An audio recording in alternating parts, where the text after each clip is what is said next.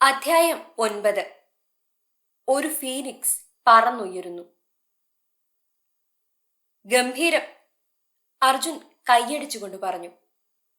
ഇനി ഒരിക്കലും നിനക്ക് തിരസ്കരണം തോന്നാതിരിക്കാനുള്ള ഒരു റെസിപ്പി കണ്ടുപിടിക്കാം. തീർച്ചയായും.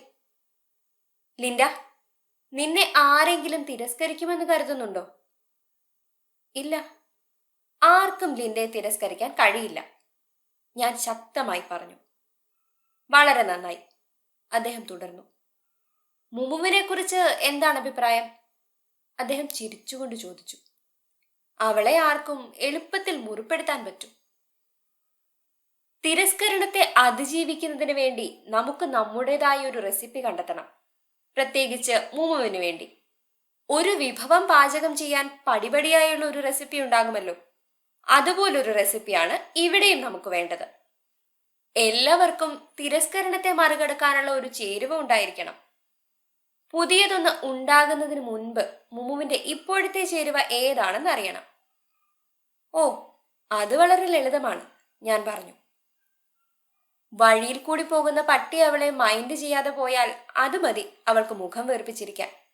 ആരെങ്കിലും അവരുടെ നേരെ നോക്കി അർത്ഥം വെച്ച് ചിരിച്ചാൽ, കടുപ്പിച്ചൊന്ന് നോക്കിയാൽ, അവളെ കളിയാക്കിയാൽ, അവളോട് അഹങ്കാരത്തോടെ പെരുമാറിയാൽ, അവൾ പറയുന്നത് കാര്യമായി എടുത്തില്ലെങ്കിൽ തീർന്നു. പിന്നെ അതൊരു ദുരന്തമാകും. അവൾ വാലും ചുരുട്ടി ഏതെങ്കിലും മൂലയിൽ പോയിരിക്കും. ലിൻഡ, ഇതൊരു നീണ്ട ലിസ്റ്റാണല്ലോ, അർജുൻ പറഞ്ഞു.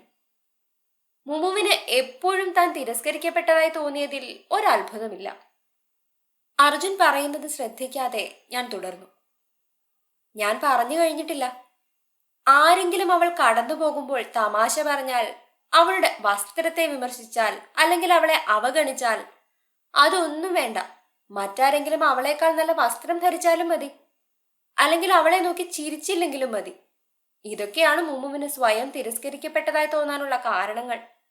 അർജുന്റെ ഭാഷയിൽ പറഞ്ഞാൽ തിരസ്കരിക്കപ്പെടാനുള്ള ചേരുവകൾ, ദുരന്തത്തിലേക്കുള്ള ചേരുവകൾ.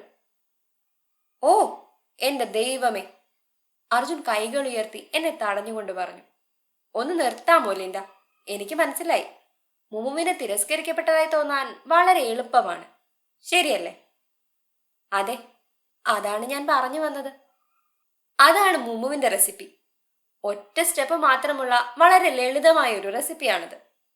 അതായത്, അവൾക്ക് തിരസ്കരിക്കപ്പെട്ടതായി തോന്നാൻ ആരെങ്കിലും അവളെ ഒന്ന് നോക്കി ഒന്ന് അർത്ഥം വെച്ച് ചിരിച്ചാൽ മതി, അല്ലെങ്കിൽ ഏതെങ്കിലും ഒറ്റ കാര്യം മതി. സാധാരണ ഒരു വിഭവം ഉണ്ടാക്കാൻ പല ചേരുവകൾ വേണമെങ്കിൽ അവളുടെ വിഭവം ഉണ്ടാക്കാൻ ഒറ്റ ചേരുവ മാത്രം മതി. ലിൻഡ, നിനക്ക് തോന്നുന്നുണ്ടോ ഈ റെസിപ്പിയുമായി മുമുവിന് വിജയകരമായ ഒരു ബിസിനസ് നടത്തിക്കൊണ്ടു പോകാൻ പറ്റുമെന്ന്? എല്ലാവരും എപ്പോഴും അവളെ ഇഷ്ടപ്പെടണം. അവൾ എന്തു പറഞ്ഞാലും എല്ലാവരും അതിനോട് യോജിക്കണം, അവളെ പിന്തുണയ്ക്കണം. അവൾ കടന്നു പോകുമ്പോൾ ആരും ചിരിക്കുന്നില്ലെന്ന് ഉറപ്പുവരുത്തണം. ഈ മനോഭാവത്തോടെ അവൾ മുന്നോട്ടു പോകുമ്പോൾ ഉപബോധ മനസ്സിൽ അവൾ തിരസ്കരണത്തിൻ്റെതായ ഒരു ജീവിതം തിരഞ്ഞെടുത്ത് അതിൽ ജീവിച്ചുകൊണ്ടിരിക്കുകയാണ്. തിരസ്കരിക്കപ്പെടുമോ എന്ന ഭയമുള്ളവർ എപ്പോഴും വലിയ തിരസ്കരണങ്ങളെ ചെറുക്കാനുള്ള പോരാട്ടത്തിലാണ്. എത്രമാത്രം അവർ തിരസ്കരണത്തെ പ്രതിരോധിക്കുന്നുവോ അത്രത്തോളം അത് അവരുടെ ജീവിതത്തിലേക്ക് കടന്നു വരുന്നു. ഇതിലെ വിരോധാഭാസം എന്താണെന്ന് വെച്ചാൽ, ഇവരുടെ തിരസ്കരണത്തിനുള്ള റെസിപ്പി ഏറ്റവും ലളിതമാണ്. അവൾക്ക് വേണ്ടി നമുക്ക് പുതിയൊരു റെസിപ്പി ഉണ്ടാക്കി കൊടുത്താലോ? മുമുവിന് വളരെ ലളിതമായ ഒരു റെസിപ്പിയാണുള്ളതെന്ന് എനിക്കറിയാം, പക്ഷെ എങ്ങനെയാണ് അവൾക്ക് പുതിയൊരെണ്ണം ഉണ്ടാക്കി കൊടുക്കുന്നത്? ഞാൻ ചോദിച്ചു. കാരണം ഇതൊക്കെ നേരത്തെ തന്നെ ഉള്ളതല്ലേ. മുമുവിന് അവളുടേതായ ഒന്നുണ്ട്, ചാർലിക്ക് അയാളുടേതുണ്ട്, പിന്നെ അർജുൻ, നിങ്ങൾക്ക് നിങ്ങളുടെ റെസിപ്പിയുമുണ്ട്. വ്യത്യസ്തരായ ആളുകൾക്ക് വ്യത്യസ്തമായ റെസിപ്പിയും ഉണ്ടാകും. അത് സാധാരണമല്ലേ? അതെ, അർജുൻ പറഞ്ഞു. അത് വളരെ ശരിയാണ്. എന്നാൽ നിന്റെ മാതാപിതാക്കളോ മറ്റാരെങ്കിലുമോ നീ വളർന്നു വന്ന ഘട്ടത്തിൽ നിനക്ക് സമ്മാനിച്ച അതേ റെസിപ്പി നീ ഉപയോഗിക്കേണ്ട കാര്യമില്ല. നിനക്ക് 18 വയസ്സായപ്പോൾ നീ ഒരു കസേരയിൽ ഇരുന്നിട്ട് ബോധപൂർവം നിനക്കായി തിരഞ്ഞെടുത്തതല്ലല്ലോ നിന്റെ റെസിപ്പി. അത് നിനക്ക് സമ്മാനിക്കപ്പെട്ടതാണ്. നീ ഒരു പേരുകേട്ട ഷെഫായി കഴിഞ്ഞും 10 വർഷം മുൻപ് പാചകം ഒന്നും അറിയാത്ത കാലത്ത് നീ ചെയ്തു പോന്ന അതേ പാചകവിധി തന്നെ പിന്തുടരുമോ? അതോ അതിൽ മാറ്റങ്ങൾ വരുത്തി ആ വിഭവം കൂടുതൽ സ്വാദിഷ്ടമാക്കുമോ? ഇതുപോലെ നിനക്ക് ബോധപൂർവം നിന്റെ റെസിപ്പി തിരഞ്ഞെടുക്കാൻ കഴിയും. അതുകൊണ്ട് നിനക്ക് ഇന്ന് തന്നെ അത് മാറ്റാൻ കഴിയും. Okay okay. എങ്ങനെ എനിക്ക് മാറ്റാനാകും? അത് വളരെ ലളിതമാണ്, അർജുൻ മറുപടി പറഞ്ഞു. നീ തിരസ്കരണത്തിനുള്ള പുതിയൊരു റെസിപ്പി ഉണ്ടാക്കണം. എനിക്ക് ഒരിക്കലും ഞാൻ തിരസ്കരിക്കപ്പെട്ടതായി തോന്നുകയില്ല എന്നാണ് നീ പറയുന്നതെങ്കിൽ അതൊരു റെസിപ്പി അല്ല. നിന്റെ മനസ്സ് അത് സ്വീകരിക്കുകയില്ല. നമ്മളൊരു സങ്കീർണമായ എന്നാൽ സംഭവ്യമായ ഒരു റെസിപ്പിയുമായി വരേണ്ടതുണ്ട്. എങ്കിൽ നിനക്ക് തിരസ്കരണം അനുഭവപ്പെടുന്നത് വളരെ ബുദ്ധിമുട്ടായി തോന്നും. ഞാൻ നിനക്ക് വളരെ പ്രായോഗികമായ ഒരു ഉദാഹരണം പറയാം. ഭർത്താവില്ലാതെ ഒറ്റയ്ക്ക് കുഞ്ഞുങ്ങളെ വളർത്തുന്ന ഒരു അമ്മയെക്കുറിച്ച് ചിന്തിക്കുക. അവൾ ഒരു ദിവസം എന്തൊക്കെ കാര്യങ്ങളായിരിക്കും ചെയ്യുന്നത്? ഒരു സാധാരണ ദിവസം അവൾക്ക് കുറ്റബോധം തോന്നാൻ ഇടയുള്ള കാര്യം ഏതായിരിക്കും? ഞാനൊരു അമ്മയല്ലെങ്കിലും എനിക്കത് ഊഹിക്കാൻ കഴിയും. അവളുടെ കുട്ടികൾക്ക് സ്കൂളിലെ നാടകത്തിനിടാനുള്ള വസ്ത്രം വാങ്ങാൻ മറന്നതാകാം. അല്ലെങ്കിൽ സ്കൂളിലേക്കുള്ള അവരുടെ ലഞ്ച് ബോക്സ് കൊടുത്തുവിടാൻ മറന്നതാകാം. ഇനിയും പോരട്ടെ, ഡിന്നർ ഉണ്ടാക്കാൻ അടുപ്പിൽ വെച്ചിട്ട് അത് കരിഞ്ഞു പോയതാകാം. വേറെ എന്തെങ്കിലും? കുട്ടി രാത്രി ഉറക്കത്തിൽ കട്ടിലിൽ നിന്ന് താഴെ വീണ് കരഞ്ഞിട്ട് അവൾ കേൾക്കാതിരുന്നതാകാം. ചെറുപ്പത്തിൽ എനിക്കും അങ്ങനെ സംഭവിച്ചിട്ടുണ്ട്. എന്റെ അമ്മയ്ക്ക് അപ്പോൾ എത്ര കുറ്റബോധം തോന്നിയിട്ടുണ്ടാകുമെന്ന് ഓർത്തുകൊണ്ട് ഞാൻ പറഞ്ഞു. കൊള്ളാം, ഒറ്റയ്ക്ക് താമസിക്കുന്ന ആ അമ്മയ്ക്ക് കുറ്റബോധം തോന്നിക്കുന്ന ചേരുവകൾ തന്നെയാണ് നീ പറഞ്ഞത്. ഇനി നമുക്ക് അതെല്ലാം കൂടി ഒറ്റ വാക്യമാക്കാം, അർജുൻ നിർദ്ദേശിച്ചു. എന്തായിരിക്കും അവളെ കുറ്റബോധത്തിലാക്കുന്നത്? പറഞ്ഞതെല്ലാം ഞാൻ ഓർക്കാൻ ശ്രമിച്ചു. ശരി, അവൾ സ്കൂളിലെ നാടകത്തിനുള്ള വസ്ത്രത്തിന്റെ കാര്യം മറന്നതാകാം, അല്ലെങ്കിൽ ഭക്ഷണം കരിഞ്ഞു പോയതാകാം, അല്ലെങ്കിൽ രാത്രി കുട്ടി കരയുന്നത് കേൾക്കാതിരുന്നതാകാം. അതെല്ലാം അവളെ കുറ്റബോധത്തിലാക്കുന്നുണ്ടാകാം. ഇങ്ങനെയാണോ അർജുൻ ഉദ്ദേശിച്ചത്? ഞാൻ ചോദിച്ചു. അതെ, അർജുൻ തലയാട്ടി. ഇനി ഏത് വാക്കാണ് നീ പറഞ്ഞ വാക്കുകളെ എല്ലാം തമ്മിൽ ബന്ധിപ്പിച്ചത്? അല്ലെങ്കിൽ എന്ന വാക്കല്ലേ? അതെ, അതാണല്ലോ. ഇനി അല്ലെങ്കിൽ എന്ന വാക്ക് മാറ്റിയിട്ട് ആ വാക്കുകളെ തമ്മിൽ കൂട്ടിയോജിപ്പിക്കുക. ഈശ്വര, രാവിലെ എഴുന്നേറ്റ് അർജുൻ എന്നെയും വിളിച്ച് ഈ പാർക്കിൽ വന്ന് നിന്നത് വാക്യഘടന പഠിപ്പിക്കാനായിരുന്നു.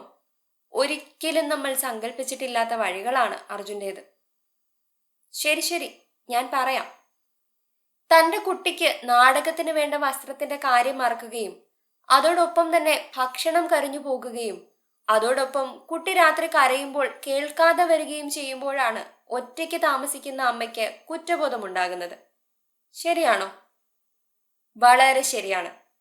ഇനി നേരത്തെ പറഞ്ഞ വാക്യവും ഇപ്പോഴത്തെ വാക്യവും തമ്മിലുള്ള വ്യത്യാസം എന്താണ്? ഞാൻ അതിനെക്കുറിച്ച് കാര്യമായി ചിന്തിച്ചു. ആദ്യത്തെ വാക്യത്തിൽ ഈ പറഞ്ഞ കാര്യങ്ങളിൽ ഏതെങ്കിലും ഒരു കാര്യം മതിയായിരുന്നു അവരെ കുറ്റബോധത്തിലാക്കാൻ. എന്നാൽ രണ്ടാമത്തെ വാക്യത്തിൽ ഈ പറഞ്ഞ കാരണങ്ങളെല്ലാം ഒന്നിച്ചു വന്നാൽ മാത്രമാണ് അവൾ കുറ്റബോധത്തിലാകുന്നത്. ഇത് പൂർണ്ണമായും വ്യത്യസ്തമായ ഒരു ചേരുവയാണ്. നിനക്കത് മനസ്സിലായല്ലോ? നമ്മൾ നമ്മുടെ തിരസ്കരണത്തിന്റെ ചേരുവ കൂടുതൽ സങ്കീർണമാക്കണം. എ അല്ലെങ്കിൽ ബി അല്ലെങ്കിൽ സി എന്നതിന് പകരം എയും ബിയും സിയും ചേർന്നാൽ മാത്രമേ എനിക്ക് കുറ്റബോധം തോന്നൂ എന്ന് ആക്കണം. നിങ്ങളിപ്പോൾ ഒരു ആൾജിബ്ര അധ്യാപകനായതുപോലെയുണ്ട് അർജുൻ. അതെ, വളരെ സുന്ദരനും സ്മാർട്ടുമായ ആൾജിബ്ര ടീച്ചർ. അല്ലെങ്കിലും കണക്ക് ടീച്ചർമാർ സ്മാർട്ടാണ്, കാരണം അവർ പ്രോബ്ലം സോൾവ് ചെയ്യുകയാണല്ലോ, അദ്ദേഹം കണ്ണിറുക്കിക്കൊണ്ട് പറഞ്ഞു. ഒരു സംശയവുമില്ല, ഞാൻ സമ്മതിച്ചു കൊടുത്തു. അദ്ദേഹം പെട്ടെന്ന് തന്നെ ഗൗരവം വീണ്ടെടുത്തു. ശരി, ഒറ്റയ്ക്ക് ജീവിക്കുന്ന അമ്മയ്ക്ക് തന്റെ അനുഭവങ്ങളെ എങ്ങനെ വ്യത്യസ്തമായി കാണാമെന്നതിന്റെ ഏറ്റവും നല്ല ഉദാഹരണമായിരുന്നു നമ്മൾ ഇപ്പോൾ പറഞ്ഞത്. അവർക്ക് ഇത്തരത്തിൽ അവരുടെ ചേരുവ കൂടുതൽ സങ്കീർണമാക്കി മാറ്റാം. കഴിക്കാൻ പറ്റാത്തതുപോലെ ഭക്ഷണം കഴിഞ്ഞു പോകുകയും കുട്ടികൾക്ക് കൊടുക്കാൻ മറ്റേതെങ്കിലും ഭക്ഷണം ഉണ്ടാക്കാൻ കഴിയാതെയും വന്നാൽ എനിക്ക് കുറ്റബോധം തോന്നും. കുട്ടിക്ക് വേണ്ടിയുള്ള ഡോക്ടറുടെ അപ്പോയിന്റ്മെന്റ് കാര്യം മറന്നു പോവുകയും നിശ്ചിത സമയത്തിനുള്ളിൽ മറ്റൊന്ന് ഷെഡ്യൂൾ ചെയ്യാൻ പറ്റാതെ വരികയും ചെയ്താൽ എനിക്ക് കുറ്റബോധം വരും. ഇങ്ങനെ അവൾ തന്റെ റെസിപ്പി മാറ്റിയാൽ എങ്ങനെയിരിക്കും? അർജുൻ ഇതുമായി എങ്ങോട്ടാണ് പോകുന്നതെന്ന് എനിക്ക് മനസ്സിലായി. അതായത് കുറ്റബോധം തോന്നാനുള്ള അവസരം കുറയ്ക്കുന്നതിന് വേണ്ടി അവൾ തന്റെ ചേരുവ കൂടുതൽ സങ്കീർണമാക്കുകയാണ്. അത് തന്നെ. നമുക്ക് സഹിക്കാവുന്നതേ നമ്മൾക്ക് ലഭിക്കുകയുള്ളൂ. ചില പുതിയ നിബന്ധനകൾ പാലിച്ചാൽ മാത്രമേ നിങ്ങൾക്ക് കുറ്റബോധം തോന്നുകയുള്ളൂവെന്ന് നിങ്ങൾ നിങ്ങളുടെ മനസ്സിനോട് പ്രഖ്യാപിക്കുകയാണെങ്കിൽ മനസ്സ് അതനുസരിക്കും. എന്റെ നേരെ നോക്കി ഞാൻ പറഞ്ഞതിനോട് യോജിക്കുന്നു എന്ന രീതിയിൽ തള്ളവിരൽ ഉയർത്തി കാണിച്ചുകൊണ്ട് അർജുൻ പറഞ്ഞു. അതുകൊള്ളാം. അർജുൻ, നിങ്ങളുടെ കാര്യം എങ്ങനെയാണ്? നിങ്ങൾക്ക് തിരസ്കരണത്തിന് ഒരു റെസിപ്പി ഉണ്ടോ? ആരാണിപ്പോൾ ചോദ്യം ചോദിക്കുന്നത്? കാര്യങ്ങൾ നേരെ തിരിഞ്ഞോ? അർജുൻ കൈകെട്ടി നിന്നിട്ട് ഒരു നിമിഷം ആലോചിച്ചിട്ട് പറഞ്ഞു. ആർക്കെങ്കിലും എന്നെ തിരസ്കരിക്കണമെങ്കിൽ അവരെന്നെ പിന്നിൽ നിന്ന് തൊഴിക്കുകയും എന്നെ കെട്ടിടത്തിനുള്ളിൽ നിന്ന് പുറത്തേക്ക് തള്ളിയിടുകയും എന്നിട്ട് എന്നെ ഒരു മാലിന്യ കുപ്പയിലേക്ക് വലിച്ചെറിയുകയും അതിനുശേഷം എന്റെ ദേഹത്ത് തുപ്പുകയും വേണം. ഞാൻ ഈ ചേരുവ രൂപപ്പെടുത്തിയത് ഒരുപാട് വർഷങ്ങൾക്ക് മുമ്പാണ്. ആഹാ, കൊള്ളാമല്ലോ. ഈ ചേരുവകൾ വെച്ച് വളരെ സ്വാദുള്ള വിഭവം തന്നെ ഉണ്ടാക്കാമല്ലോ. ഞാൻ ചിരിച്ചുകൊണ്ട് പറഞ്ഞു. തമാശയായിട്ടാണ് പറഞ്ഞതെങ്കിലും അർജുൻ്റേത് ശരിക്കും എല്ലാവർക്കും അനുകരിക്കാവുന്ന ഒരു ചേരുവയായിട്ടാണ് എനിക്ക് തോന്നിയത്. ഒരിക്കലും തന്നെ തിരസ്കരണം തോന്നാനാവാത്ത ഒരു റെസിപ്പി. അതെ, അദ്ദേഹം അതിനോട് യോജിച്ചു. എനിക്ക് തിരസ്കരണം തോന്നുന്ന വിധത്തിൽ ആരെങ്കിലും എന്നോട് എന്തെങ്കിലും ചെയ്താൽ ഞാൻ ഉടനെ തന്നെ എന്റെ ചേരുവ ഓർക്കും. പക്ഷെ ആരെങ്കിലും എന്റെ പുറത്ത് തൊഴിക്കുക, എന്നെ കെട്ടിടത്തിൽ നിന്ന് തൊഴിച്ച് താഴേക്കിടുക, എന്നെ മാലിന്യക്കുപ്പയിലേക്ക് വലിച്ചെറിയുക, ഇതെല്ലാം ഒരേ സമയം ചെയ്യാനുള്ള സാധ്യത ഒട്ടും തന്നെയില്ല. അർജുന്റെ ദേഹത്ത് തുപ്പുകയും വേണം, ഞാൻ ഓർമ്മിപ്പിച്ചു. അതെ, തുപ്പുകയും ചെയ്യണം. അങ്ങനെയാണെങ്കിൽ എനിക്ക് ഒരിക്കലും തിരസ്കരിക്കപ്പെട്ടതായി തോന്നുകയില്ല. കാരണം ഇതിൽ ഒന്നോ രണ്ടോ കാര്യം ചെയ്താൽ പോലും എന്റെ ചേരുവ പൂർണ്ണമാകില്ല. എന്റെ ഈ ചേരുവ ഒരുമിച്ച് കിട്ടുക എന്നത് വളരെ സങ്കീർണമാണ്. എന്നാൽ സാങ്കേതികമായി അത് സാധ്യമാണ് താനും. എന്നാൽ മുമുവിന്റെ ചേരുവ വളരെ ലളിതമായിരുന്നു, സാധ്യമാക്കാൻ വളരെ എളുപ്പം. അവൾക്ക് എല്ലാ സമയവും താൻ തിരസ്കരിക്കപ്പെട്ടതായി തോന്നിയില്ലെങ്കിലേ അത്ഭുതമുള്ളൂ. തീർച്ചയായും, തലയാട്ടിക്കൊണ്ട് ഞാൻ ആവർത്തിച്ചു. അർജുൻ പറയുന്നതിന്റെ പൂർണ്ണമായ അർത്ഥം എനിക്കിപ്പോൾ മനസ്സിലായി. 10 വർഷം നീണ്ട മഴയ്ക്ക് ശേഷം സൂര്യൻ ഉദിച്ച അവസ്ഥയാണ് എനിക്കിപ്പോൾ. ഞാൻ കാര്യമായിട്ട് പറയുകയാണ്. ഇനി നിനക്ക് നിന്റെ ചേരുവ ഉണ്ടാക്കണ്ടേ? നിന്റെ ചേരുവ എന്റെ അത്രയും സങ്കീർണമാകണമെന്നില്ല കേട്ടോ. പക്ഷെ നിനക്ക് തിരസ്കരണം തോന്നാത്ത വിധത്തിൽ അത് സങ്കീർണതയുള്ളതാക്കണം. നിനക്ക് സാമ്പത്തികമായ വിജയം നേടണമെങ്കിൽ തിരസ്കരണത്തെ ഒഴിവാക്കേണ്ടതുണ്ട്. അതുകൊണ്ട് പറയൂ, എന്താണ് നിന്റെ ചേരുവ ലിൻഡ? ഞാനൊരു മിനിറ്റ് ചിന്തിച്ചു. പണ്ട് എനിക്ക് പെട്ടെന്ന് തന്നെ തിരസ്കരിക്കപ്പെട്ടതായി തോന്നുമായിരുന്നു. സൂപ്പർ മാർക്കറ്റിൽ പോയപ്പോൾ ഏതോ ഒരാൾ എന്റെ മുഖത്തേക്ക് ഡോർ അടച്ചത്, അല്ലെങ്കിൽ എനിക്ക് ഇഷ്ടമുള്ളയാൾ, അത് ജയ്യാകട്ടെ ചാർലി ആകട്ടെ, ഞാൻ വിളിക്കുമ്പോൾ തിരക്കാണെന്ന് പറയുന്നത്, അല്ലെങ്കിൽ ഒരു ക്ലയന്റിന് എന്റെ ആദ്യത്തെ ഡിസൈൻ ഇഷ്ടപ്പെടാതിരുന്നത്, ഇതൊക്കെ എനിക്ക് തിരസ്കരിക്കപ്പെട്ടതായി തോന്നാനുള്ള കാരണങ്ങളായിരുന്നു. അയ്യോ, ഇവിടെ എത്ര പ്രാവശ്യമാണ് അല്ലെങ്കിലെന്ന് വരുന്നത്? അത് ഞാൻ ഇതുവരെ തിരിച്ചറിഞ്ഞില്ലായിരുന്നല്ലോ. ഇതിൽ ഏത് കാര്യം സംഭവിച്ചാലും എനിക്ക് തിരസ്കരണം തോന്നുമായിരുന്നു. ഇനി അതിനെ സങ്കീർണമായൊരു റെസിപ്പിയാക്കി മാറ്റണം. അപ്പോൾ എന്നെ തിരസ്കരിക്കുക എന്നത് അസാധ്യമായി മാറും. ആർക്കെങ്കിലും എന്നെ തിരസ്കരിക്കണമെങ്കിൽ അവരെന്റെ മുടി പിടിച്ച് വലിക്കുകയും എന്നെ നിലത്തിട്ട് ചവിട്ടുകയും എന്നെ ഭ്രാന്തി എന്ന് വിളിക്കുകയും ചെയ്യണം, ഞാൻ പറഞ്ഞു. ഇതെല്ലാം കൂടി ഒറ്റ മിനിറ്റിൽ സംഭവിക്കണം. ഇതെല്ലാം ഒറ്റയടിക്ക് സംഭവിച്ചാൽ മാത്രമേ ഞാൻ തിരസ്കരിക്കപ്പെട്ടതായി എനിക്ക് തോന്നുകയുള്ളൂ. പറഞ്ഞു കഴിഞ്ഞിട്ട് എന്തോ നേടിക്കഴിഞ്ഞ സന്തോഷത്തിൽ ഞാൻ കൈകെട്ടി നിന്നു. അർജുൻ സന്തോഷത്തോടെ തലയാട്ടി. എന്തൊരു ചേരുവയാണ് ലിൻഡ ഇത്. ഇതുകൊണ്ട് നിനക്ക് സെലിബ്രിറ്റി ഷെഫുകളുടേതിനേക്കാൾ നല്ല വിഭവം ഉണ്ടാക്കാൻ പറ്റും. എന്തായാലും മുമ്പത്തേതുപോലെ തിരസ്കരിക്കപ്പെടാൻ ഈ റെസിപ്പി നിന്നെ അനുവദിക്കില്ല എന്ന് എനിക്കറിയാം. പക്ഷെ നീ പറഞ്ഞതുപോലെ ഒരു സംഭവം ഉണ്ടായാൽ തിരസ്കരണം തോന്നാനുള്ള എല്ലാ അവകാശവും നിനക്കുണ്ട്. ഇനി അഭിമാനത്തോടെ നീ തലയുയർത്തി നിൽക്കണം. ലിൻഡയ്ക്കിപ്പോൾ അഭിമാനിക്കാനുള്ള കാര്യം എന്താണ്? കാര്യങ്ങൾ പുതിയ രീതിയിൽ കാണാൻ കഴിയുന്നതിൽ എനിക്ക് സന്തോഷമുണ്ട്. നിങ്ങളുടെ സഹായം നിരസിക്കുന്നതിന് പകരം സഹായിക്കാൻ നിങ്ങളെ അനുവദിക്കുന്നതിൽ എനിക്ക് അഭിമാനമുണ്ട്. തിരസ്കരണത്തിന്റെ മുറിവുണക്കാനുള്ള ആദ്യത്തെ സ്റ്റെപ്പ് എടുത്തതിൽ എനിക്ക് അഭിമാനമുണ്ട്. ഒരു ദീർഘനിശ്വാസം എടുത്തുകൊണ്ട് ഞാൻ പറഞ്ഞു. പെട്ടെന്ന് തന്നെ എനിക്ക് ഭാരമില്ലാതാകുന്നതുപോലെ തോന്നി. അർജുൻ സന്തോഷത്തോടെ കൈയടിച്ചു. അതെ, നിന്റെ വിജയിച്ച ചിരി ഇപ്പോൾ തന്നെ നീ കാണണം. ഇത് ഗംഭീരമാണ്. നിന്റെ തിരസ്കരണത്തിനുള്ള ചേരുവ ഒന്നുകൂടി ആവർത്തിച്ചു പറയൂ. ആർക്കെങ്കിലും എന്നെ തിരസ്കരിക്കണമെങ്കിൽ ഞാൻ ആവർത്തിച്ചു, ആ വ്യക്തി എന്റെ മുടിക്കുത്തിന് പിടിക്കുകയും നിലത്തിട്ട് ചവിട്ടുകയും എന്നെ ഭ്രാന്തി എന്ന് വിളിക്കുകയും ചെയ്യണം. അതും ഒറ്റ മിനിറ്റ്. നല്ലത്. ഇനി നമുക്ക് മുമുവിലേക്ക് തിരിച്ചു പോകാം. ഞാൻ താല്പര്യമില്ലാത്തതുപോലെ തലയിളക്കി.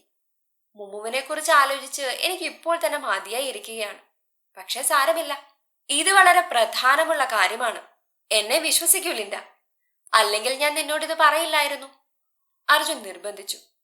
മുമു എങ്ങനെ നടക്കുന്നു ആ രീതിയിൽ നീ നടക്കണം. അങ്ങനെയാണ് ഒരു നീണ്ടകാലം മുഴുവൻ നീ നടന്നത്. ആരെങ്കിലും നിന്നോട് വിയോജിപ്പ് കാണിച്ചു എന്ന് കരുതുക. മുമുവിന് എന്താണോ അനുഭവപ്പെട്ടത് അത് മനസ്സിൽ അനുഭവിക്കുക. മുമുവിന്റെ ചേരുവയും ലിൻഡയുടെ ചേരുവയും തമ്മിലുള്ള വ്യത്യാസം നിന്റെ തലച്ചോർ വളരെ കൃത്യമായി മനസ്സിലാക്കണം. നീ ഒരിക്കലും മുമുവിന്റെ ചേരുവ പിന്തുടരേണ്ടതില്ലെന്ന് നിനക്ക് മനസ്സിലാകേണ്ടതുണ്ട്. ആ, മനസ്സിലായി, ഞാൻ പറഞ്ഞു. മുമുവിന് എന്താണ് തോന്നിയത് അത് മനസ്സിലേക്ക് കൊണ്ടുവരിക. മുമു നടന്നതുപോലെ നടക്കുക.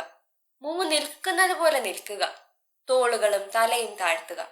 നിന്റെ ശരീരം മുഴുവൻ തിരസ്കരണം അനുഭവപ്പെടട്ടെ. അദ്ദേഹം പറഞ്ഞതെല്ലാം ഞാൻ ചെയ്തു. അത്തരത്തിൽ നിൽക്കുന്നത് വളരെ ദുഃഖകരമായി എനിക്ക് തോന്നിയിട്ടു. ഇനി ലിൻഡയിലേക്ക് വരിക. ലിൻഡയാണ് ഇനി നിയന്ത്രണം ഏറ്റെടുക്കുന്നതെന്ന് മുമുവിനോട് പറയുക. നിന്റെ ശരീരം ലിൻഡയുടെ ശാരീരിക അവസ്ഥയിലേക്ക് മാറ്റുക. തല ഉയർത്തിപ്പിടിക്കുക, തോളുയർത്തിപ്പിടിക്കുക. ലിൻഡ നടക്കുന്നത് പോലെ നടക്കുക. താടി ഉയർത്തി തോളുകൾ വിരിച്ചു പിടിച്ച് നിശ്ചയദാർഢ്യത്തോടെ നടക്കുക. ഞാൻ അങ്ങനെ ചെയ്തു. അതിന്റെ പെട്ടെന്നുള്ള പ്രതികരണം മനസ്സ് നിറയ്ക്കുന്നതായിരുന്നു. ഞാനൊരു പുതിയ സ്ത്രീയാകുന്നത് പോലെ എനിക്ക് തോന്നി.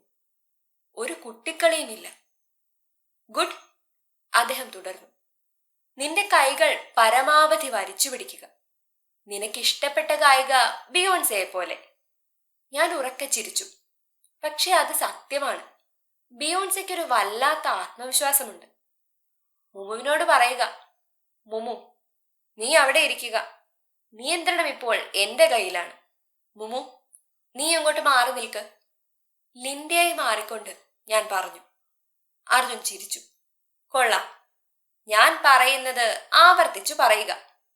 ഞാൻ ടെക്നോളജിയിലെ സാറാ ബ്ലേക്കിയാണ്. തിരസ്കരണത്തിനുള്ള എന്റെ ചേരുവ ഇതാണ്. ഈ പ്രക്രിയ വീണ്ടും ആവർത്തിക്കാൻ അദ്ദേഹം എന്നോട് പറഞ്ഞു. ഞാൻ അങ്ങനെ ചെയ്തു. എന്റെ നിയന്ത്രണത്തിലാണ് എല്ലാം എന്ന് ഞാൻ മുമുവിനോട് പറഞ്ഞു. അവൾക്ക് അവളുടേതായ അവസരങ്ങൾ ഉണ്ടായിരുന്നു. എന്നാൽ അവൾ അത് പ്രയോജനപ്പെടുത്തിയില്ല. എന്നാൽ എങ്ങനെയാണ് കാര്യങ്ങൾ ചെയ്യുന്നതെന്ന് ഞാൻ അവൾക്ക് കാണിച്ചു കൊടുക്കാം. അത് കണ്ട് അവൾക്ക് പഠിക്കാം എന്ന് ഞാൻ അവളോട് പറഞ്ഞു. ഇത് ചെയ്യാൻ എനിക്കൊരു മടിയും തോന്നിയില്ല. മുമുവിനോട് സംസാരിക്കുന്നതായി ഞാൻ സങ്കല്പിച്ചു. ഞാൻ അവൾക്ക് തിരസ്കരണത്തിന്റെ ചേരുവ പറഞ്ഞു കൊടുത്തു. എല്ലാം കഴിഞ്ഞപ്പോൾ എനിക്കത് നല്ലൊരു അനുഭവമായി തോന്നി. നിനക്ക് എങ്ങനെ തോന്നുന്നു ലിൻഡ? കൊള്ളാം കൊള്ളാം. ഒരിക്കൽ കൂടി മുമുവിന്റെ ശാരീരികാവസ്ഥയിലേക്ക് തിരിച്ചു വരാൻ അദ്ദേഹം എന്നോട് പറഞ്ഞു. ഒരിക്കൽ കൂടി എനിക്കതിന് മടിയും തോന്നി.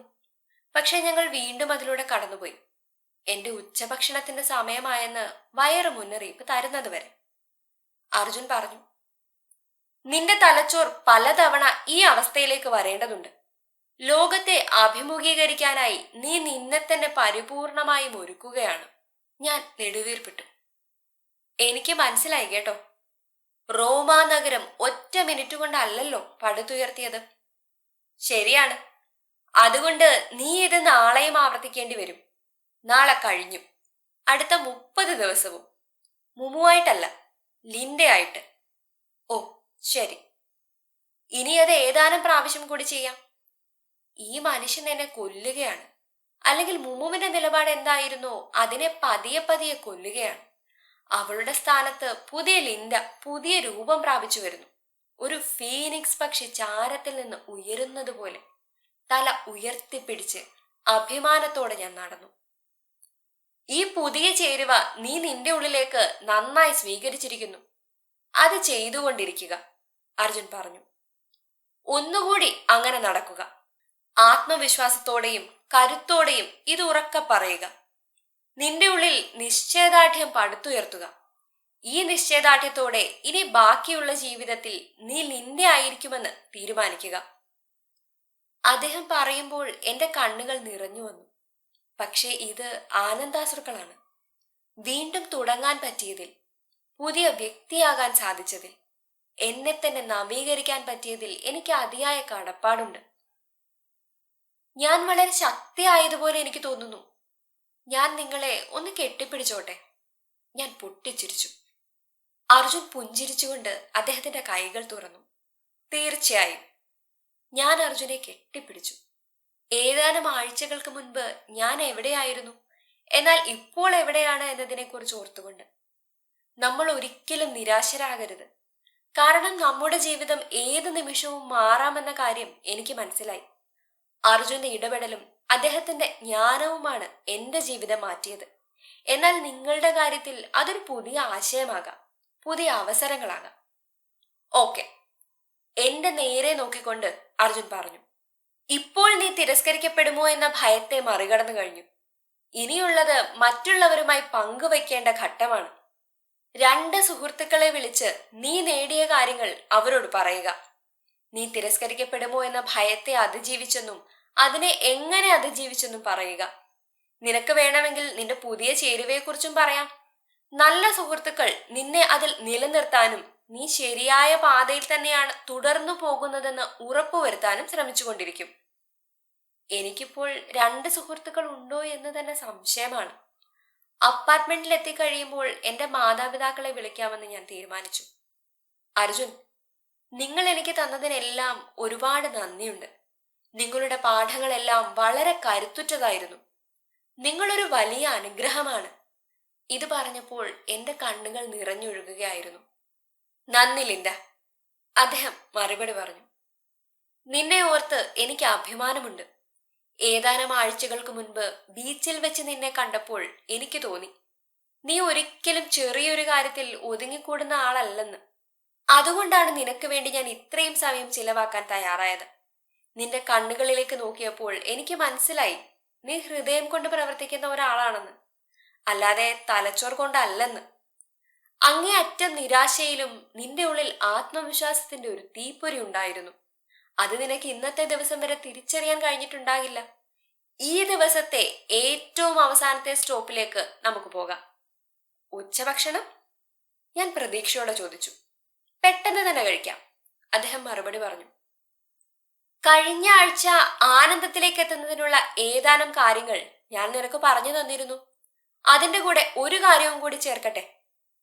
ദിവസവും രാവിലെ എഴുന്നേറ്റ് ആനന്ദത്തിലേക്ക് എത്തുമ്പോൾ ഒരു കാര്യം കൂടി പറയുക. ഞാൻ ടെക്നോളജിയിലെ സാറാ ബ്ലേക്കിയാണ്. എനിക്കിപ്പോൾ നവചൈതന്യം ആർജിക്കപ്പെട്ടതുപോലെ തോന്നുന്നു. അവഗണിക്കപ്പെട്ടതായിട്ടല്ല. എന്നെ ആർക്കെങ്കിലും തിരസ്കരിക്കണമെങ്കിൽ അവരെന്റെ മുടിക്കുത്തിന് പിടിച്ചു വലിച്ച് നിലത്തിട്ട് ചവിട്ടി എന്നെ ഭ്രാന്തി എന്ന് വിളിക്കണം. നിശ്ചയദാർഢ്യത്തോടെ ഇത് പറയണം. ലിൻഡയെ പോലെ നടക്കുക. എന്നിട്ട് എല്ലാ ദിവസവും മുമുവിനോട് പറയുക, മുമു, ഇന്ന് ഞാൻ എന്റെ നിയന്ത്രണത്തിലാണ്. ഞാൻ ലിൻഡയാണ്. ഇന്നത്തെ ദിവസം എന്ത് സംഭവിച്ചാലും എന്റെ നിയന്ത്രണത്തിലാണ്. പരിഹസിക്കപ്പെടുന്നതിന് പകരം ഞാൻ പ്രചോദിതയായിരിക്കും. ഇത് എന്നോട് കൂടെ ആവർത്തിക്കുക. ഞാൻ ലിൻഡയാണ്. ഞാൻ അർജുന്റെ വാക്കുകൾ ആവർത്തിച്ചു. അവഗണിക്കപ്പെട്ടതായി തോന്നുന്നതിന് പകരം നവചൈതന്യം ആർജിക്കുന്നത് പോലെ എനിക്ക് തോന്നും. പരാജയമാണെന്ന് തോന്നുന്നതിന് പകരം വിജയിയായെന്ന് എനിക്ക് തോന്നും. ഒറ്റപ്പെട്ടതായി തോന്നുന്നതിന് പകരം ഞാൻ സ്നേഹം നൽകും. അനിശ്ചിതത്വത്തിന് പകരം എനിക്ക് കരുത്തു തോന്നും. മടുപ്പിന് പകരം എനിക്ക് ആവേശം തോന്നും. തളരുന്നതിന് പകരം വളരുന്നതായി എനിക്ക് തോന്നും. ഞാൻ ടെക്നോളജിയിലെ സാറാ ബ്ലേക്കി അഥവാ ലിൻഡയാണ്. എന്തൊക്കെ സംഭവിച്ചാലും ഇത് എന്റെ ദിവസമാണ്. നിന്നെ സംരക്ഷിക്കാൻ വേണ്ടി ഞാൻ എന്തും ചെയ്യും. മുമു, നിനക്ക് മാനസിക സമ്മർദ്ദം തോന്നുന്നുവെങ്കിൽ ഞാൻ കരുത്തിന്റെ സ്രോതസ്സായി ഇവിടെ ഉണ്ടാകും. എന്ത് സംഭവിച്ചാലും കാര്യങ്ങൾ എന്റെ നിയന്ത്രണത്തിലായിരിക്കും. മുന്നോട്ടു പോകൂ, അർജുൻ പറഞ്ഞു. എനിക്ക് ജീവിതത്തിൽ ഇതേവരെ തോന്നാത്ത ആവേശവും പ്രചോദനവും തോന്നി. ഞാൻ എന്റെ ബിസിനസ്സിനുള്ളിൽ എന്റെ ശബ്ദം കണ്ടെത്തി. ഞാൻ ആവേശത്തോടെ പറഞ്ഞു, ഞാനാണ് എന്റെ ബിസിനസിന്റെ ശബ്ദം. ഞാൻ നയിക്കുന്നു, അല്ലാതെ പിന്തുടരുകയല്ല. ഞാൻ സൃഷ്ടിക്കുന്നു, അല്ലാതെ നശിപ്പിക്കുകയല്ല. ഞാൻ പുതുമ കണ്ടെത്തുന്നു, അല്ലാതെ നിശ്ചലമായിരിക്കുകയല്ല. ഞാൻ സ്നേഹിക്കുന്നു, അല്ലാതെ വെറുക്കുകയല്ല. ഞാൻ കരുതലേകുന്നു, അല്ലാതെ വിധിക്കുകയല്ല. എനിക്ക് ലഭിക്കുന്ന സാമ്പത്തിക ലാഭത്തിന്റെ 10 ഇരട്ടി മൂല്യം ഞാൻ എൻ്റെ ക്ലയൻസിന് നൽകും. ഞാൻ കാലുകൾ മുന്നോട്ട് വയ്ക്കും, പുതിയ മാനദണ്ഡങ്ങൾ നിശ്ചയിക്കും. എനിക്ക് ചുറ്റും ഭയത്തോടെയും സംശയത്തോടെയും നിൽക്കുന്ന ആരെയും ഞാൻ സ്നേഹത്തോടെ നയിക്കും. ഞാനൊരു പോരാളിയാണ്. സ്നേഹമാണ് എൻ്റെ ലക്ഷ്യം. പുഞ്ചിരിയാണ് എൻ്റെ ആയുധം. വിശ്വാസത്തിലൂടെ ഞാൻ കൊടുങ്കാറ്റിനെ പോലും അതിജീവിക്കും. ഞാൻ ദയയോടെ പെരുമാറും, പ്രശ്നങ്ങൾ പരിഹരിക്കും. ഞാൻ എൻ്റെതായ വ്യവസായം കെട്ടിപ്പടുക്കും. ഒരിക്കലും മടുക്കാത്ത പാഷനോടെ ഞാൻ എൻ്റെ ഉപഭോക്താക്കൾക്ക് സേവനം നൽകും. ലോകത്തിലെ ഏറ്റവും കസ്റ്റമർ ഫോക്കസ്ഡ് ആയ സ്ഥാപനമാകാനായി ഞാൻ മത്സരിക്കും. പൂർണ്ണവും അനന്തവുമായ നിശ്ചയദാർഢ്യത്തിന്റെ ജലധാരയായിരിക്കും ഞാൻ. ഞാനൊരു ലീഡറാണ്. ഞാൻ സ്നേഹത്തോടെ നയിക്കും. എന്നെ ആദ്യമായി കാണുന്നത് പോലെ അർജുൻ നോക്കി. ഈ സമയം അത്രയും മുമുവാകുന്ന ജാക്കറ്റിൽ ഒളിച്ചിരിക്കുകയായിരുന്ന സ്ത്രീ ഇപ്പോൾ ജാക്കറ്റിന്റെ സിപ്പ് തുറന്ന് ലിൻഡയായി വെളിയിൽ ചാടി. നെഗറ്റീവ് വികാരങ്ങൾ എന്നേക്കുമായി എങ്ങനെ ഒഴിവാക്കണമെന്ന് അദ്ദേഹം എനിക്ക് കാണിച്ചു തന്നു. ലിൻഡ, നീ ഈ ലോകത്തിലേക്ക് വന്നിരിക്കുന്നത് ഒരു ദൗത്യവുമായാണ്. നീ ഈ ദൗത്യം സാധിക്കുക തന്നെ ചെയ്യും. എന്തു തന്നെ സംഭവിച്ചാലും നീ നിയന്ത്രണം ഏറ്റെടുക്കും. നീ നിന്റെ നിയന്ത്രണത്തിലായിരിക്കും. ആര് നിന്നെ വെല്ലുവിളിച്ചാലും നീ എല്ലാ തടസ്സങ്ങളെയും നേരിടും. പറയൂ, നീ എന്താണിന്ന് പഠിച്ചത്? ചുറ്റും നോക്കിക്കൊണ്ട് അദ്ദേഹം ചോദിച്ചു. പഴയ ചേരുവ ഒഴിവാക്കി പുതിയ ചേരുവ ഉണ്ടാക്കിയത് മുതൽ പുതിയ ചേരുവ മനസ്സിലുറപ്പിക്കാനായി എല്ലാ ദിവസവും ആവർത്തിക്കുന്നത് വരെയുള്ള ഞങ്ങൾ ഇന്ന് സംസാരിച്ച എല്ലാ കാര്യങ്ങളും ഞാൻ അർജുനോട് പറഞ്ഞു. അർജുൻ കോട്ടുവായിട്ടു. ഞാൻ അദ്ദേഹത്തിന്റെ നേരെ നോക്കി. പക്ഷെ അദ്ദേഹം എന്തോ ആലോചിച്ചുകൊണ്ട് തന്റെ മോതിരവും കറക്കിക്കൊണ്ടിരിക്കുകയാണ്. വളരെ ഫോക്കസ്ഡ് ആയ എന്റെ അർജുൻ എവിടെ? അദ്ദേഹത്തിന്റെ ശ്രദ്ധ എന്നിലേക്ക് തിരിയുന്നത് വരെ ഞാൻ ക്ഷമയോടെ കാത്തിരുന്നു. ഓ, ക്ഷമിക്കണം, തുടർന്ന് പറയൂ, അർജുൻ പെട്ടെന്ന് പറഞ്ഞു. ഞാൻ എവിടെയാണ് നിർത്തിയതെന്ന് എനിക്ക് ഓർമ്മയില്ല. എനിക്കും. ഞാൻ പറഞ്ഞത് നിങ്ങൾ ശ്രദ്ധിച്ചില്ല അല്ലേ? ഞാൻ ചോദിച്ചു. അദ്ദേഹത്തിനും ഏറെ നേരം ശ്രദ്ധ കേന്ദ്രീകരിക്കാൻ പറ്റാത്ത പ്രശ്നമുണ്ടെന്ന് തോന്നുന്നു. എന്നാലും ആദ്യമായിട്ടാണ് അർജുനെ ഇങ്ങനെ കാണുന്നത്. നമ്മുടെ കാർ പാർക്ക് ചെയ്തിരിക്കുന്ന സ്ഥലത്തേക്ക് പോകാമെന്നാണ് എനിക്ക് തോന്നുന്നത്. എന്താ കാര്യം? അർജുൻ നിഷ്കളങ്കമായി ചോദിച്ചു. ഞാൻ പറയുന്നത് നിങ്ങൾ ശ്രദ്ധിക്കുന്നില്ല. എഴുന്നേറ്റ് നിന്നിട്ട് ഞാൻ പറഞ്ഞു. എന്നുവെച്ചാൽ നിന്നെ അവഗണിക്കുന്നു എന്നാണോ? അതെ. ഞാൻ ദേഷ്യത്തോടെ അത് പറഞ്ഞപ്പോഴാണ് ഇതും ഒരു പഠനമായിരുന്നു എന്ന് ഞാൻ തിരിച്ചറിഞ്ഞത്. അർജുൻ പറയുന്നതിനും ചെയ്യുന്നതിലും എല്ലാം ഒരു ലക്ഷ്യമുണ്ട്. അവഗണിക്കപ്പെട്ടപ്പോൾ നിനക്ക് എന്തു തോന്നി? ഒരു പുരുകമുയർത്തിക്കൊണ്ട് അദ്ദേഹം ചോദിച്ചു. ദേഷ്യം, വിഷമം, ഞാൻ പറഞ്ഞു. കരച്ചിൽ വന്നോ? അദ്ദേഹം ചോദിച്ചു. എന്ത്? അദ്ദേഹം ചിരിച്ചുകൊണ്ട് ചോദിച്ചു. തിരസ്കരണം? തിരസ്കരണം. ആഹാ! ഞാൻ തലയിൽ കൈവച്ചുകൊണ്ട് പൊട്ടിച്ചിരിച്ചു. അർജുൻ, അത് ശരിയായില്ല. എന്നെ പരീക്ഷിക്കുകയായിരുന്നല്ലേ? എനിക്ക് തിരസ്കരണം തോന്നാൻ വേണ്ടി എന്നെ അവഗണിക്കുകയായിരുന്നല്ലേ? അല്ല, ഞാൻ നിന്റെ പുരോഗതി നോക്കുകയായിരുന്നു. നീ പറഞ്ഞില്ലേ മുമുവിന് വളരെ പെട്ടെന്ന് തന്നെ തിരസ്കരണം തോന്നുമെന്ന്. അതുകൊണ്ട് നിനക്ക് മാറ്റം വന്നിട്ടുണ്ടോ എന്നറിയാൻ ഞാൻ മനഃപൂർവ്വം ചെയ്തതാണ്. അതേസമയം എനിക്ക് നിന്നെ മറ്റൊരു പാഠം കൂടി പഠിപ്പിക്കണമായിരുന്നു. ഇങ്ങനെയാണ് പല പുരുഷന്മാരും ചെയ്യുന്നത്. സംസാരിച്ചു കൊണ്ടിരിക്കുമ്പോൾ അവർ പല സ്ഥലങ്ങളിലും പോകും. വേറെ എന്തിനെക്കുറിച്ചെങ്കിലും ചിന്തിക്കുകയാണെന്ന് നമുക്ക് തോന്നും. പക്ഷെ അവർ ഒന്നിനെക്കുറിച്ചും ചിന്തിക്കുന്നുണ്ടാകില്ല. നീ പലതവണ ഇത് കണ്ടിട്ടുണ്ടാകും, ഇല്ലേ? അതെ, അർജുൻ പറഞ്ഞത് എനിക്ക് മനസ്സിലായി. ചാർലി അങ്ങനെ ചെയ്യുമ്പോൾ എനിക്ക് ഭ്രാന്ത് പിടിക്കുമായിരുന്നു. അത്തരം സാഹചര്യങ്ങളിൽ നീ എന്ത് ചെയ്യും? അർജുൻ ചോദിച്ചു. എന്താണ് ചിന്തിക്കുന്നതെന്ന് ഞാൻ അയാളോട് ചോദിക്കും. അർജുൻ വീണ്ടും ക്ഷമയോടെ തുടർന്നു. അപ്പോൾ ചാർലി എന്തു പറയും? ഒന്നിനെക്കുറിച്ചും ആലോചിക്കുകയായിരുന്നില്ലെന്ന് പറയും. ഞാൻ പറഞ്ഞു. TV കാണുമ്പോഴും ബബിൾ ബാത്ത് ചെയ്യുമ്പോഴും തുടങ്ങി റിലാക്സ് ആകാനുള്ള എന്ത് കാര്യം ചെയ്യുമ്പോഴും ഞാനും ഇങ്ങനെ എന്തിനെക്കുറിച്ചെങ്കിലും ചിന്തിക്കാറുണ്ട്. പക്ഷെ അർജുൻ, അത് എങ്ങനെ സംഭവിക്കും? ഒന്നുമില്ലാത്തതിനെ കുറിച്ച് എങ്ങനെ ചിന്തിക്കും? ഒന്നുമില്ലെന്നത് നിലനിൽക്കുന്നില്ലല്ലോ. ആ ലിൻഡ, പക്ഷെ ആണുങ്ങൾ അങ്ങനെയാണ്. ആണിന്റെ ലോകത്ത് ഇങ്ങനെയൊരു കാര്യം നിലനിൽക്കുന്നുണ്ട്. അവർക്കൊന്നിനെക്കുറിച്ചും ചിന്തിക്കാതെ ഇങ്ങനെ മനസ്സുകൊണ്ട് എവിടേക്കും യാത്ര ചെയ്യാൻ കഴിയും. അതാണ് പഴയലിന്റെ അവഗണിക്കപ്പെട്ടവളായി, അസ്വസ്ഥയായി, ദേഷ്യക്കാരിയാക്കി മാറ്റിയത്. പക്ഷേ ഒരു പുരുഷനോട് ഈ സമയം എന്താണ് അയാളുടെ മനസ്സിലെന്ന് വിവരിക്കാൻ പറയുന്നത് എക്കിലെടുക്കുന്ന ആളോട് നിർത്താൻ പറയുന്നത് പോലെ വ്യർത്ഥമാണ്. അങ്ങനെയായിരുന്നു. അല്ല, നമുക്ക് ഭക്ഷണം കഴിക്കണ്ടേ? ഞാൻ ചുറ്റും നോക്കിയിട്ട് ചെറിയ പൈൻ മരങ്ങൾക്ക് താഴെയുള്ള നല്ലൊരു പിക്നിക് ടേബിൾ ചൂണ്ടിക്കാണിച്ചുകൊണ്ട് പറഞ്ഞു. കുറച്ചുനേരം വിശ്രമിക്കാനും ഞാനുണ്ടാക്കിയ സാലഡ് കഴിക്കാനും അതൊരു നല്ല സ്ഥലമായിട്ട് തോന്നുന്നുണ്ട്. അവിടെ ഇരുന്നാലോ? സാൻഡ്വിച്ച്? ഞങ്ങൾ പറഞ്ഞുകൊണ്ടിരുന്നതെല്ലാം പൂർണ്ണമായി മറന്നുകൊണ്ട് അദ്ദേഹം സന്തോഷത്തോടെ ചോദിച്ചു. ഞാൻ എന്തായിരുന്നു പറഞ്ഞുകൊണ്ടിരുന്നത്? ഹാ, ഞാൻ ചിരിച്ചുകൊണ്ട് പറഞ്ഞു. എല്ലാ പുരുഷന്മാരും ഒരേപോലെയാണ്. ഞാൻ ഭക്ഷണത്തിന്റെ കാര്യം പറഞ്ഞപ്പോൾ അർജുൻ അത് പൂർണ്ണമായും അവഗണിച്ചു. പക്ഷേ എനിക്ക് അർജുന്റെ ഈ പെരുമാറ്റത്തിൽ ഒട്ടും ദേഷ്യം തോന്നിയില്ല. അതിലെനിക്ക് സന്തോഷം തോന്നുകയാണ് ഉണ്ടായത്. കാരണം തിരസ്കരണത്തിൻ്റെതായ ഒരു തോന്നലുമില്ല. ഇപ്പോൾ ആയിരുന്നെങ്കിൽ അവൾക്ക് തിരസ്കരിക്കപ്പെട്ടതായി തോന്നുമായിരുന്നു. നമ്മൾ ഒരിക്കലും യാത്ര അവസാനിപ്പിക്കില്ല. എല്ലാ യാത്രയ്ക്കും അവസാനം നാം എത്തിച്ചേരുന്നത് നാം ആരംഭിച്ചിടത്ത് തന്നെ ആയിരിക്കും. അപ്പോഴായിരിക്കും ആ സ്ഥലം നമ്മൾ ആദ്യമായി അറിയുന്നത്. T S Elliott.